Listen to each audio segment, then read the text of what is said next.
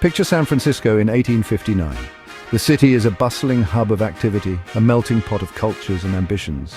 Streets are filled with the sounds of horse-drawn carriages, merchants calling out their wares, and the constant hum of conversation.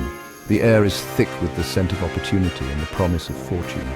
The gold rush is booming. People from all over the world have flocked to California, hoping to strike it rich. The rivers and streams are crowded with gold miners, each one dreaming of finding that one big nugget that will change their lives forever. The city is alive with dreamers and prospectors. Every corner is filled with stories of success and failure, of fortunes made and lost. The streets are lined with saloons, gambling halls, and shops selling everything from mining equipment to exotic spices.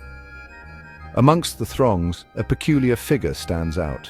Dressed in a grand military uniform, complete with a plumed hat and a sword at his side, he cuts an imposing figure.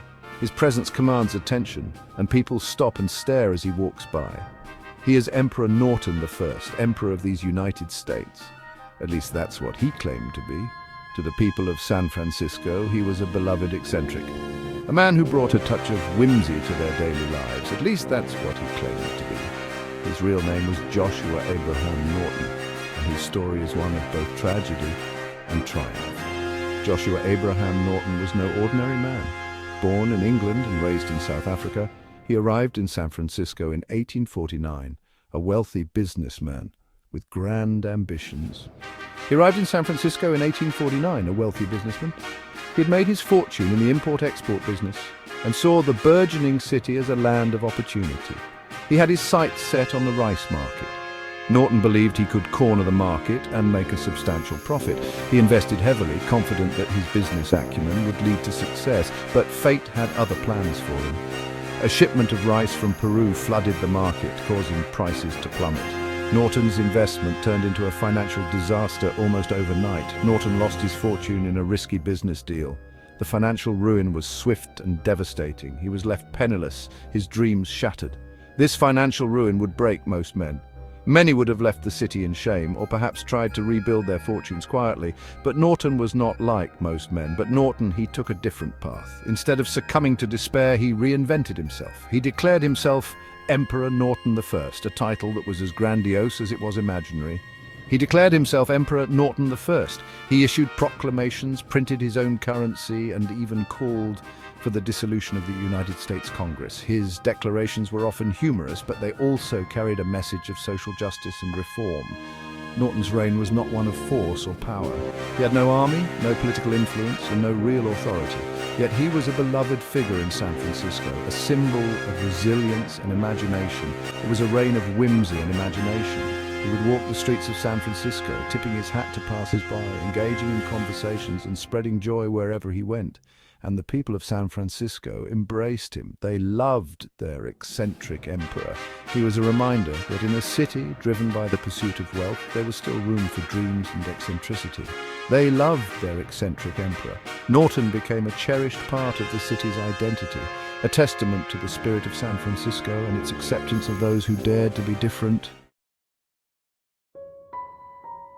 Joshua Norton was born in England in the early 19th century to a family that was neither wealthy nor poor, but comfortably middle class. His family moved to South Africa when he was young, seeking new opportunities in a land that promised prosperity and growth. As a young man, Joshua Norton eventually made his way to the United States, driven by the allure of the American dream and the promise of boundless opportunities. He arrived in San Francisco, a city booming with the energy of the gold rush, with dreams of making his fortune and establishing himself as a prominent figure in society. For a time, Norton was indeed successful. He quickly became known as a shrewd businessman, making a name for himself in the bustling city. He made a good living in real estate and commodities, navigating the volatile markets with skill and acumen. Norton was a respected businessman, admired by his peers for his business savvy and his ability to turn a profit in a competitive environment. At the height of his success, he was considered one of the leading figures in San Francisco's burgeoning business community. Then came the rice deal, a venture that Norton believed would solidify his fortune and elevate his status even further. Norton invested heavily in Peruvian rice, convinced that he could corner the market and reap substantial profits. He believed he could corner the market. He was wrong. The market dynamics shifted unexpectedly and the price of rice plummeted. Norton lost everything. The financial collapse was swift and brutal, wiping out his investments and leaving him destitute. The loss broke him both financially and emotionally. He disappeared from public life for a time, retreating into obscurity as he grappled with the enormity of his losses and the collapse of his dreams. When he reappeared, he was a changed man. The once ambitious businessman had transformed into a figure of eccentricity and whimsy. He was Emperor Norton I, a self-proclaimed emperor who would become a beloved and iconic figure in San Francisco's history, remembered not for his wealth, but for his unique and enduring legacy. Emperor Norton I was a prolific issuer of decrees. He would write them on scraps of paper. He distributed them to anyone who would listen. His decrees were often bizarre. They were always entertaining. One decree abolished the United States Congress. Norton declared it was corrupt and ineffective. He ordered the army to remove them from office. Another decree demanded the construction of a bridge. It would connect San Francisco to Oakland. Of course, Norton had no real power. He couldn't enforce his decrees. But that didn't matter to the people of San Francisco. They embraced his whimsy. They played along with his imperial fantasies. The citizens of San Francisco adored Emperor Norton. They humored his eccentricities. Shopkeepers accepted his self-issued currency. Theaters reserved him a seat for every performance. Policemen saluted him on the street. Children delighted in his company. He was a welcome sight in the city. He was a reminder that life wasn't always so serious. Norton, in turn, seemed to genuinely care for his self-proclaimed subjects. He often spoke out against injustice. He advocated for the poor and marginalized. He was a champion of the underdog. Section 5, A Bridge to Oakland. This chapter delves into one of the most visionary and ambitious ideas proposed by Emperor Norton, a man often dismissed as eccentric but whose foresight was nothing short of remarkable. One of Norton's most famous decrees was his call for a bridge. This wasn't just any bridge, but a grand structure that would connect the bustling city of San Francisco to the growing town of Oakland across the bay. It would span the bay, connecting San Francisco to Oakland.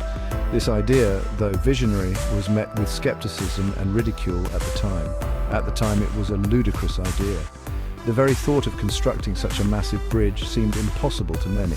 The technology and engineering expertise required simply did not exist. The technology didn't exist to build such a bridge, but Norton was undeterred. He was a man of vision, and he believed in the potential of human ingenuity and progress. He argued that a bridge would be a boon to the region. It would not only connect two important cities, but also facilitate trade and travel, making the entire Bay Area more prosperous.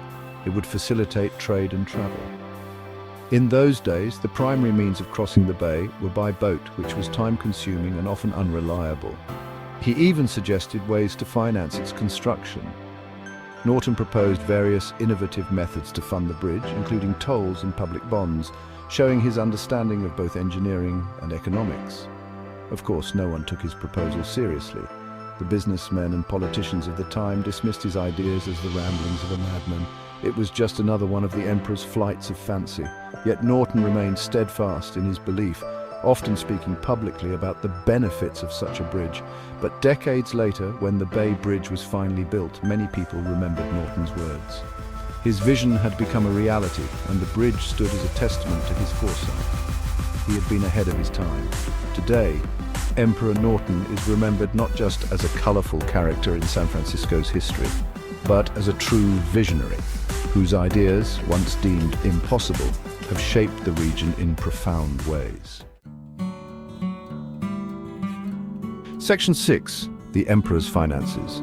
Despite his self-proclaimed status as emperor, Norton lived a simple life. He wore a donated military uniform.